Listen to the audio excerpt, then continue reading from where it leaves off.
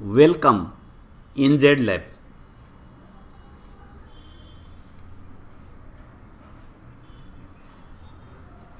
इस वीडियो में हम लोग क्वाड्रिलेटरल, जिसको हिंदी में चतुर्भुज बोलते हैं, डिस्कस करेंगे। क्वाड्रिलेटरल जैसा नाम बताता है, इसमें 4 साइड्स होते हैं, 4 भुजाएं होती हैं। और क्वाड्रिलेटरल्स खुद बहुत तरह के होते हैं। जैसे हमने देखा था कि पॉलीगन को रेगुलर तब बोलते हैं जब उसकी सभी साइड्स बराबर होते हैं, सभी एंगल्स बराबर होते हैं, लेकिन सभी पॉलीगन्स रेगुलर नहीं होते। उसी तरह क्वाड्रिलेटरल इस पे डिपेंड करेगा कि उसके साइड्स और एंगल्स में क्या रिलेशंस है। बहुत तरह के होते हैं, जैसे रेक्टेंगल, स्क्वायर, रोम्बस, ट्रेपेजियम। इन सभी के बारे में अलग अलग हम लोग बाद में डिस्कस करेंगे। यहाँ पर हम लोग क्वाड्रिलेटरल, जो कोई भी क्वाड्रिलेटरल हो, उसके प्रॉपर्टीज को डिस्कस करेंगे। आइए अब हम लोग क्वाड्रिलेटरल को डिस्कस करते हैं। जैसा कि हम लोगों ने देखा, क्वाड्रिलेटरल एक पॉलीगन होता है, 2 डायमेंशनल फिगर होता है। उसमें कोई हाइट नहीं होगा, केवल एरिया होगा, इसलिए इसका वॉल्यूम नहीं होगा, केवल इसमें एरिया होगा। इसमें 4 साइड्स होते हैं, इसलिए इसको 4 साइडेड पॉलीगन कहते हैं। यहाँ पर फिगर बनाया हुआ है ABCD। इसमें देखिए, ये डायगोनल्स हैं 2 और ये 4 साइड्स हैं। इसको क्वाड्रिलेटरल बोलते हैं। तो सभी क्वाड्रिलेटरल में 4 साइड्स होंगे और 2 डायगोनल्स होंगे। इनके सभी इंटरनल एंगल्स का सम 360 डिग्री होगा। जितने भी 4 इंटरनल एंगल हैं, जैसे एक यहाँ है, एक यहाँ है, एक यहाँ है और एक यहाँ है, इस सभी का सम 360 डिग्री होगा। इसका एरिया होगा d1/2 h1 + h2। d1/2, d1 क्या है? डायगोनल्स। पहला डायगोनल पे जो अपोजिट वर्टेक्स होंगे 2, उससे जो परपेंडिकुलर ड्रॉ करेंगे, तो जो परपेंडिकुलर का लेंथ होगा उसको हमने h1 और h2 लिखा है, जैसे यहाँ पे दिखाया हुआ है। देखिए, AC d1 है और BD d2 है। D stands for diagonal.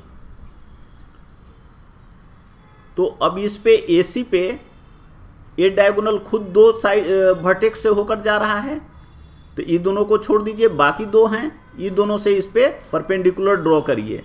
तो देखिए, ये परपेंडिकुलर, अगर इसका कुछ नाम दे दीजिए DE और BF, तो D का लेंथ है h1 और BF का लेंथ है h2, जैसा कि यहाँ दिखाया हुआ है। तो आपका एरिया हो जाएगा पूरे डायगोनल, पूरे क्वाड्रिलेटरल का d1/2 h1 + h2। एक्चुअली आप देखिए, ये 2 एरिया बन जाते हैं, 2 ट्रायंगल बन जाते हैं। एक बन जाता है ACD और दूसरा बन जाता है CAB। 2 ट्रायंगल बन जाते हैं। तो दोनों ट्रायंगल का जो एरिया है, उसका जो सम होगा वह 360 होगा। जो एरिया का सम होगा वो इसका एरिया का टोटल सम होगा। और एक का एरिया कितना होता है? 1/2 इंटू बेस इंटू हाइट। तो अगर AC को, डायगोनल 1 को बेस ले लीजिए, तो इसका एरिया हो जाएगा 1/2 into D into H1, D1 into H1, और इसका एरिया हो जाएगा 1/2 D1 इंटू H2। ये दोनों को ऐड कर दीजिए तो इतना आपका आ गया। उसी तरह 1/2 D1 into D2 sine theta भी इसका एरिया होता है। क्यों होता है, अभी हम लोग देखेंगे। एक्चुअली D1 को अगर आप बेस मानिए तो यह जो D2 है यह D2 साइन थीटा ए दोनों के हाइट के सम के बराबर होगा। तो जो लोग मैथमेटिक्स के स्टूडेंट हैं वो थीटा जानते हैं और साइन थीटा का वैल्यू जानते हैं, अदरवाइज हम लोग आगे इसको डिस्कस करेंगे। कोई भी क्वाड्रिलेटरल है उसके मिड पॉइंट्स को अगर आप मिला देंगे, 4 साइड्स होंगे, उनके चारों में मिड पॉइंट्स होंगे 1 2 3 4, तो किसी भी तरह का क्वाड्रिलेटरल है अगर उसके मिड पॉइंट्स को मिला देंगे तो वह जो बनेगा फिगर एक पैरेललोग्राम होगा, हमेशा पैरेललोग्राम होगा। और कोई भी क्वाड्रिलेटरल जिसके चारों वर्टेक्स, जैसे ये है ए बी सी डी, जो चारों वर्टेक्स है, अगर कोई एक सर्किल पे हैं तो इसको हम लोग साइक्लिक क्वाड्रिलेटरल बोलते हैं। और साइक्लिक क्वाड्रिलेटरल का प्रॉपर्टी होता है कि इसके जो अपोजिट एंगल्स होते हैं वो सप्लीमेंट्री होते हैं, मीन्स उनका सम 180 होता है। Angle A plus C 180, B plus D 180। और इनका एरिया जो होता है वह होता है S minus A, S minus B, S minus C into S minus D का स्क्वायर रूट, जहाँ एस क्या है, चारों साइड का सम बाई 2 मतलब सेमी पेरीमीटर। इसी तरह हम लोग एक एरिया ट्रायंगल का भी एरिया का देखे थे, लेकिन यहाँ दोनों में फ़र्क है, तो इसलिए इसको ठीक से देख लेना है। और यह सभी क्वाड्रिलेटरल के लिए लागू नहीं होगा, यह उसी क्वाड्रिलेटरल के लिए लागू होगा जब यह साइक्लिक हो। साइक्लिक हो मतलब चारों वर्टेक्स जो हों एक सर्किल पे हों। Circumscribing quadrilateral A plus C is equal to B plus D होता है। सर्कमस्क्राइबिंग अभी हम लोग पहले देखे थे कि क्या होता है। अभी जैसे आपका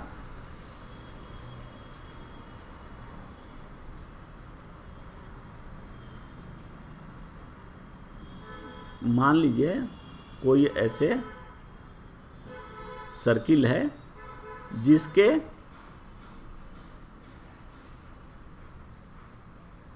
इस पे चारों वर्टेक्स से होकर जाता हुआ सर्किल है, तो इसको सर्कमस्क्राइबिंग सर्किल बोलते हैं। सर्कमस्क्राइबिंग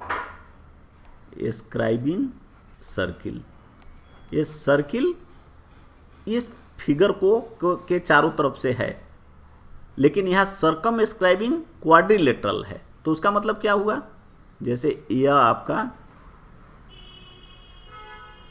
सर्किल है, अब इस पे आप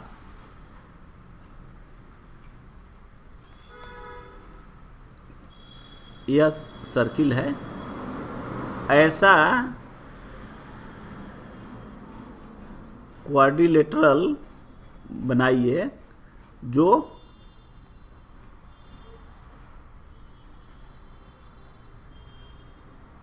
ऐसे हो। इसको रब कर देते हैं, फिर हम लोग अच्छा बनाते हैं ताकि क्लियर हो जाए, कोई कंफ्यूजन नहीं रहना चाहिए।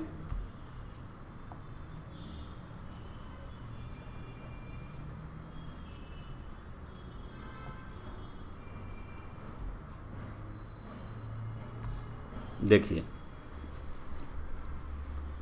कोई यह सर्किल है, अब इसको सर्कमस्क्राइब, इसको ऐसा क्वाड्रिलेटरल बनाना है जिसका सभी साइड इसको टच करे। जैसे एक यह हो गया, एक यह हो गया, एक यह हो गया, और एक मान लीजिए ऐसे हो गया। तो एक क्वाड्रिलेटरल है, 1 2 3 और 4, और ये सभी साइड इस सर्किल को टच कर रहे हैं, वो किसी भी तरह का हो सकता है शेप, उससे कोई फर्क नहीं पड़ता। मान लीजिए ऐसे भी आप खींच दीजिए, ऐसे भी आपने खींच दिया, ऐसे खींच दीजिए, ऐसे खींच दीजिए, तो इस तरह का जो ए बी सी और डी बनेगा, जिसके कि चारों साइड इस सर्किल को टच कर रहे हैं, तो इसको बोलते हैं सर्कमस्क्राइबिंग क्वाड्रिलेटरल। और इसमें अपोजिट, जैसे मान लीजिए कहीं से भी यह जो साइड है ए है, यह बी है, यह सी है, यह डी है, तो ए का अपोजिट सी है, तो A plus C is equal to होगा बी प्लस डी का, बी प्लस डी का।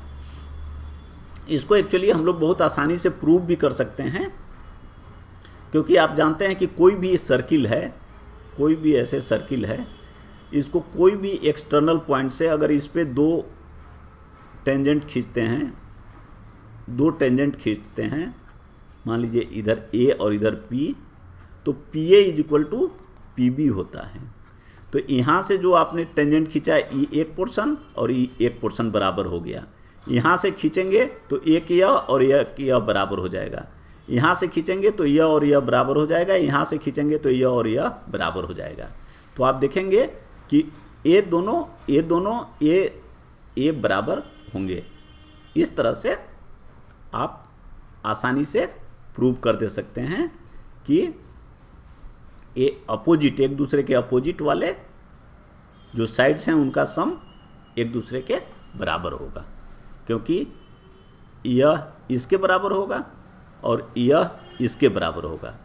तो ये बी के बराबर देखिए, इसके एक साइड ए और एक साइड मिल के हो गए, उसी तरह इसके डी के बराबर एक साइड इधर और एक साइड इधर मिल के बराबर हो जाएंगे। तो A plus C will be equal to B plus D. अब आइए कुछ एग्जांपल्स देखते हैं। कहता है एक quadrilateral A B C D circumscribe से circle and A B is equal to 6 centimetre, C D 5 centimetre and A D 7 centimetre. The length of side B C is. आप जानते हैं कि अपोजिट जो साइड होते हैं उनका सम बराबर होता है। सर्कमस्क्राइबिंग इसमें दिया हुआ है, देखिए सर्कमस्क्राइबिंग ए सर्किल, सर्कमस्क्राइब से सर्किल मतलब वो जो है उसका प्रत्येक साइड जो होगा सर्किल को टच करेगा। तो इस केस में अपोजिट साइड्स का सम बराबर होता है। तो A B plus C D will be equal to B C plus A D. अगर ऐसे है ए बी सी डी, तो ए बी और इसका opposite C D, B C और ए डी सम बराबर होगा। अब इसमें 3 दिया हुआ है, ए आपको निकालना है।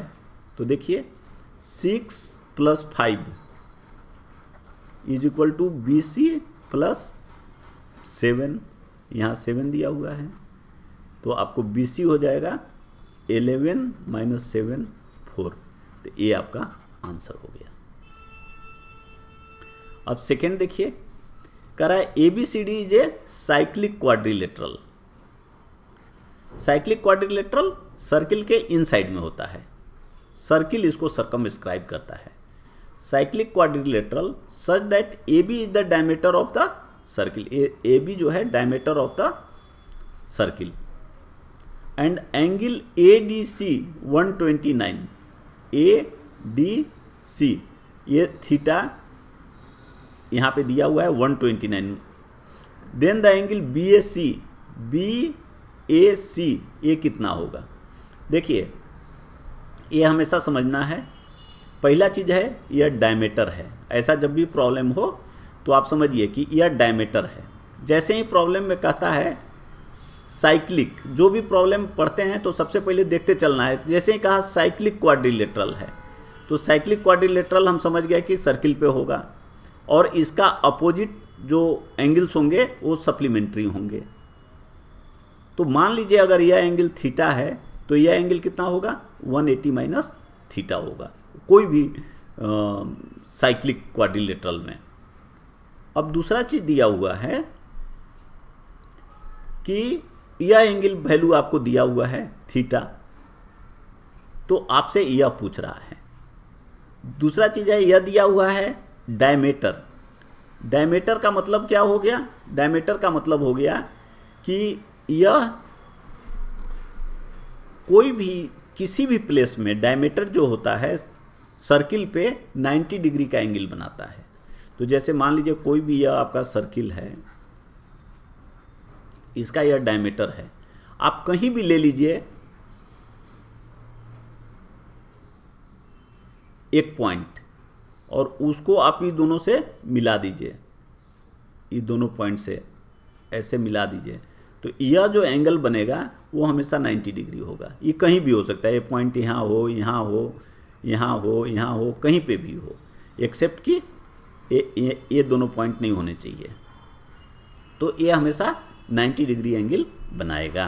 तो जैसे ही ये कहा कि डायमीटर है, इसका मतलब यह जो सी है वह एंगल 90 डिग्री हो गया, यह 90 डिग्री हो गया। तो जब यह 90 डिग्री हो गया तो और यह थीटा है, तो यह 180 डिग्री माइनस थीटा है। तो इस दोनों को ऐड करने से इसको और इसको 90 डिग्री होना चाहिए, क्योंकि ट्रायंगल के तीनों एंगल का सम 180 होता है। तो देखिए थीटा के टर्म्स में इसका वैल्यू हम पहले निकाल लेंगे, उसके बाद थीटा को हम वैल्यू रखेंगे। तो मान लीजिए थीटा का कोई भी वैल्यू हो, तो अब हम देख रहे हैं कि x, यह x वैल्यू हमको निकालना है, प्लस 90, यह सेमी सर्किल होने के कारण, ये डायमीटर होने के कारण 90 डिग्री है, प्लस यह 180 माइनस थीटा है, ये थीटा दिया हुआ है, तो इसका यह 180 माइनस थीटा है इज इक्वल टू 180। तो यहाँ x का वैल्यू आपका निकल गया थीटा माइनस 90, थीटा दिया हुआ है 120, तो 39 डिग्री। अब इसमें देखिए बहुत सिंपल है, लेकिन आपको थोड़ा टेस्ट करने के लिए, आपकी अंडरस्टैंडिंग के लिए, वो एग्जामिनर यहाँ का कोई एंगल दे दिया और आपको इस एंगल को पूछ दिया। और ये डायमीटर कहने से आपको ये भी समझना है कि यह एंगल 90 डिग्री होगा। तो इसमें 2-3 चीज़ आपके टेस्ट हो जाते हैं कि ये समझते हैं आपकी नहीं कि यह सप्लीमेंट्री होगा, ये समझते हैं कि नहीं कि यह 90 डिग्री होगा। फिर इसमें कैलकुलेशन में भी, और ऐसे प्रॉब्लम्स बहुत पूछे जाते हैं। तो आप अगर इस तरह से थीटा के टर्म्स में आसानी से याद रखे हैं, तो डायरेक्ट आपका x ये जो वैल्यू होगा वह होगा थीटा माइनस 90 डिग्री, अगर यह थीटा है। तो इस तरह से आपका आंसर हो गया 39 डिग्री। क्वाड्रिलेटरल का यह तीसरा प्रॉब्लम है, इसको हम लोग केयरफुली जनरलाइज्ड टर्म में सोल्व करेंगे। जनरलाइज्ड कहने का मतलब कि यहाँ वैल्यू हम लोग बाद में रखेंगे, पहले इसको x y अल्फ़ा बीटा रख कर बना लेंगे, ताकि आपके लिए वह एक फार्मूला की तरह काम करेगा। बाद में आप एग्जाम्स वगैरह में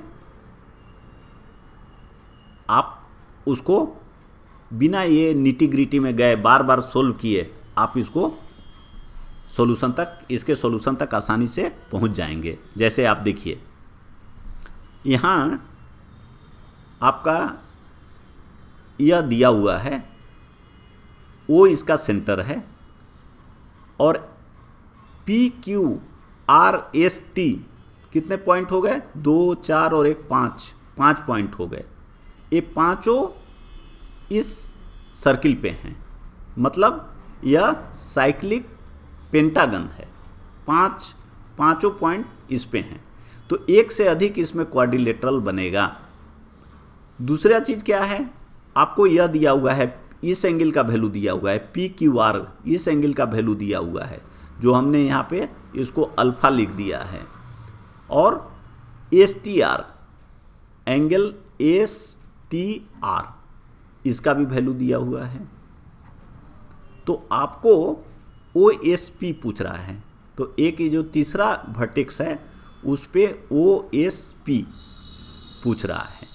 तो देखिए इसमें क्या है, ऐसे प्रॉब्लम्स बहुत पूछते हैं, क्योंकि ये डायरेक्ट नहीं होके थोड़ा सा इनडायरेक्ट होता है। कैसे इनडायरेक्ट होता है?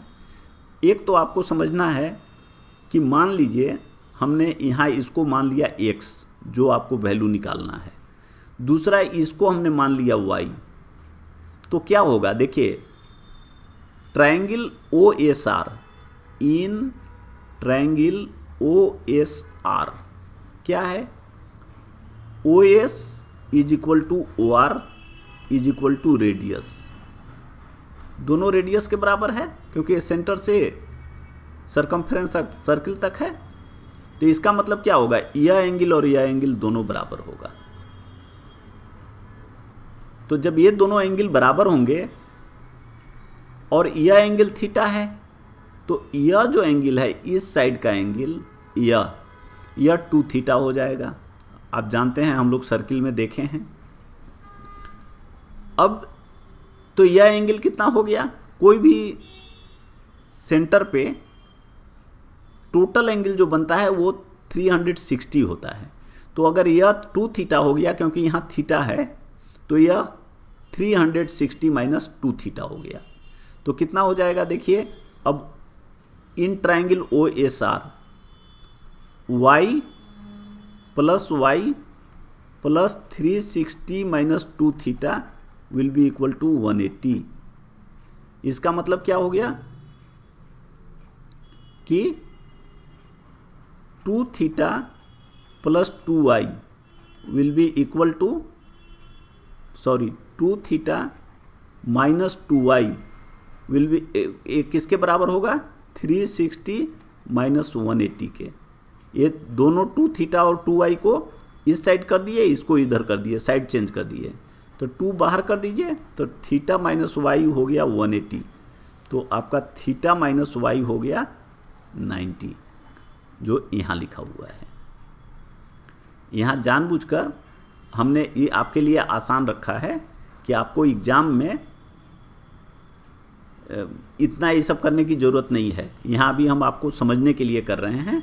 आपको इतना पता होना चाहिए कि यह एंगल और यह एंगल दोनों को सम करिएगा तो कितना आएगा, 90 डिग्री आएगा।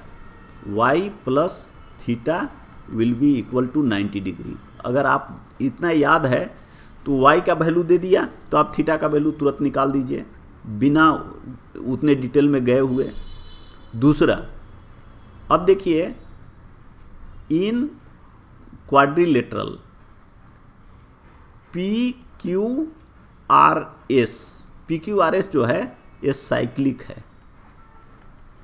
तो और साइक्लिक का आप जानते हैं कि जो अपोजिट एंगल्स होते हैं वो सप्लीमेंट्री होते हैं। तो यहाँ पे ये एंगल इसका हो गया और ये एंगल, ये दोनों अपोजिट हैं। तो कितना हो जाएगा, x plus Y plus alpha will be equal to 180। Means x कितना हो जाएगा, 180 माइनस y माइनस अल्फा।